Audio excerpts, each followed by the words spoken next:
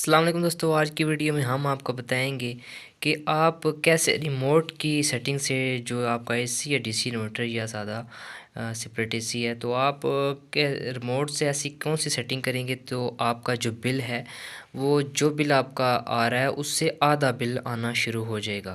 तो दोस्तों अभी जो यूनिट के पर रेट चल रहा है उसके मुताबिक जो आपका बिल आ रहे हैं, आप एसी चलाते हैं तो बिल तकरीबन आपका 20,000 25,000 30,000 इतना बिल आ रहा है। तो आपने दोस्तों करना क्या है कि रिमोट की सेटिंग ऐसी रखनी है। आपने आपके हाथ में होता है कि आप अपने एसी को किस लिमिट तक यूज़ करोगे और बिजली फिर उतनी ही कंज्यूम होगी। तो दोस्तों चलिए आपको हम बताते हैं कि आप रिमोट से आपने क्या सेटिंग करनी है जिसकी वजह से आपकी बिजली का बिल जो है वो आधे से भी फिर कम आना शुरू हो जाएगा। अगर आपने दोस्तों ये सेटिंग बिल्कुल अच्छे तरीके से समझ ली तो आप जितना मर्ज़ एसी यूज़ करें, जितना भी एसी यूज़ करेंगे आपके जो बिजली का बिल है वो 3,000 से ऊपर कभी भी नहीं आएगा। तो दोस्तों आपने करना क्या है, आपने इस वीडियो को पूरा देखना है। तो चलिए हम स्टार्ट करते हैं कि आपने रिमोट की सेटिंग क्या रखनी है, आपने एसी को कैसे यूज़ करना है। दोस्तों आपने यहाँ से एसी को ऑन कर लेना है। ऑन करने के बाद आपने टेम्परेचर क्या सेट करना है, आपने टेम्परेचर जो सेट करना है नॉर्मल। ये पहले मूड यहाँ पे कूल पे ले आए हम, ये देखिए ये कूल पे आ गए। तो आपने एसी को सेट करना है 24 पे। दोस्तों आपने 24 पे एसी को सेट कर लिया है। और अगर आप 24 पे महसूस कर रहे हैं फिर भी क्या कहते हैं वो आप चाहते हैं कि और कूल हो इससे, तो आपने बस मिनिमम 22 पे कर लेना है। तो दोस्तों 22 पे टेम्परेचर वो होता है कि गर्मी में आपने 22 पे टेम्परेचर रखा हुआ है अपने एसी का, तो आपके रूम में अच्छी बड़ी ठंड हो जाएगी और आपको गर्मी बिल्कुल भी महसूस नहीं होगी। उसके बाद दोस्तों आपने क्या करना है, 22 पे आपने एक तो टेम्परेचर कर लिया, ये तो रिमोट की सेटिंग आपने कर ली। तो होता क्या है दोस्तों कि आपने क्या करना है, डीसी पहले आपने समझना है कि डीसी इन्वर्टर एसी क्या काम करता है और ये कैसे काम करता है, डीसी इन्वर्टर टेक्नोलॉजी इसको क्यों कहते हैं। दोस्तों डीसी इन्वर्टर एसी में जब आपने फ़र्ज़ किया 22 पे टेम्परेचर रख लिया है और आपने रूम बिल्कुल बंद कर लिया है, तो ज्यों ही 22 का टेम्परेचर होगा एसी का, तो आपका एसी ऑफ नहीं होगा बल्कि उसका कंप्रेसर बिल्कुल स्लो पड़ जाएगा।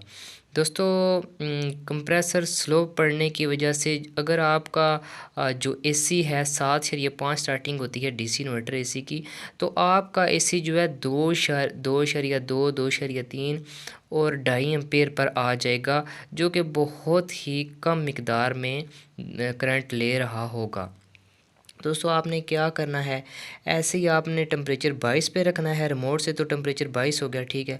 दूसरा आपने क्या करना है, जिस रूम में आपका एसी लगा हुआ है आपने उसका डोर और बिल्कुल बंद कर लेना है, ताकि आपका जो रूम है उसमें टेम्परेचर जल्दी ठंडा हो जाए रूम, और आपका जो एसी है वो स्लो पड़ जाए। आपके एसी का जो कंप्रेसर है वो बिल्कुल स्लो पड़ जाएगा और स्लो पड़ने की वजह से आपका एसी करंट बिल्कुल थोड़ा सा लेना शुरू कर देगा, 2.5 एम्पेयर पे आ जाएगा। तो दोस्तों अगर 2.5 एम्पेयर पे आपका एसी चल रहा है, तो आपका एसी अगर पूरा दिन लगातार भी चलता रहे, ऐसे एसी आपका लगातार पूरा महीना चलता रहे, तो आपका बिल 3,000 से ऊपर कभी भी नहीं आएगा। तो दोस्तों आपने ऐसे ही करना है। आपने 22 पे टेम्परेचर सेट करना है अपने एसी का और रूम को बिल्कुल बंद रखना है। अब अगर आप रूम का जो दरवाज़ा है आप उसको ओपन करते हैं, तो दरवाज़ा ओपन फुल कर देते हैं, तो आपका एसी डीसी इन्वर्टर होने का फ़ायदा बिल्कुल भी नहीं रहता और आपका एसी डायरेक्ट चलना शुरू हो जाता है। और सेंसर फिर उसको इंस्ट्रक्शन देता है सर्किट को, और सर्किट फुल करंट सप्लाई करता है कंप्रेसर को, और आपका कंप्रेसर जो है वो 220 वोल्ट पे और 7.5 एम्पेयर पे चला जाता है। 7.5 एम्पेयर जो डीसी इन्वर्टर के होते हैं कंप्लीट वो खींचना शुरू हो जाता है, और 7.5 एम्पेयर में आपके एक महीने का बिल जो आता है पूरा महीना, अगर आपका एसी 7.5 एम्पेयर पे चले, तो आपका जो बिजली का बिल है दोस्तों वो आपका तकरीबन 20,000, 25,000, 30,000 बन सकता है। इसलिए आपने करना क्या है कि डीसी इन्वर्टर की टेक्नोलॉजी को मुकम्मल तौर पे यूज़ करना है दोस्तों। जब आपने 22 पे रखा हुआ है तो डोर भी मुकम्मल बंद करने हैं। डोर मुकम्मल बंद होने से होता है क्या है कि डीसी इन्वर्टर एसी में जो रूम सेंसर लगा होता है, वो सेंसर टेम्परेचर को सेंस करता है और फिर प्रोसेसर के ज़रिए फिर जो करंट मुहैया होता है कंप्रेसर को, कंप्रेसर बिल्कुल स्लो पड़ जाता है। स्लो पड़ने की वजह से कंप्रेसर जो करंट मकदार खींचता है वो नहायत ही कम होती है और वो करंट होता है 2.2 2.5 एम्पेयर। और उस एम्पेयर पे दोस्तों आपके बिजली का बिल 3,000 से ऊपर कहीं भी नहीं जा सकता। दोस्तों आपने ये काम करना है तो आपका जो डीसी इन्वर्टर है वो अपनी टेक्नोलॉजी में काम करेगा, तो फिर आपको महसूस होगा कि जो आपने एसी लगाया हुआ है वो डीसी इन्वर्टर है और उसका आपको फिर फ़ायदा महसूस होगा। अदरवाइज़ अगर आपने टेम्परेचर का ये देखें ऐसे 16 पे कर दिया, 17 पे ये आ रहा है, 17 तक आ रहा है, कुछ एसी 16 तक आते हैं, कुछ 17 तक आते हैं, ये 17 तक आ रहा है टेम्परेचर का, तो ये आपने देखे 17 पे कर लिया और आपने एसी को 17 पे किया तो अभी आपका एसी फुल कूलिंग पे चलना स्टार्ट हो गया और आपने रूम का जो डोर है वो बिल्कुल खोला हुआ है, ओपन किया हुआ है। तो जब तक रूम का डोर खुला हुआ है एसी बिल्कुल भी ऑटो स्लो नहीं होगा, सेंसर सेंस करेगा ही नहीं और आपका जो एसी का कंप्रेसर है वो फुल स्पीड से चलता रहेगा और 7 से 5 एम्पीयर लेता रहेगा। इससे आपके बिजली का जो बिल है वो बहुत ही ज़्यादा आएगा। दोस्तों ये जो तरीका मैंने आपको बताया है आपने ऐसे करना है तो फिर आपके बिजली का बिल है वो भी बहुत ही कम आएगा। तो फिर डीसी इन्वर्टर आपका जो एसी है आपको भी पता चलेगा कि आप एक डीसी इन्वर्टर एसी यूज़ कर रहे हैं।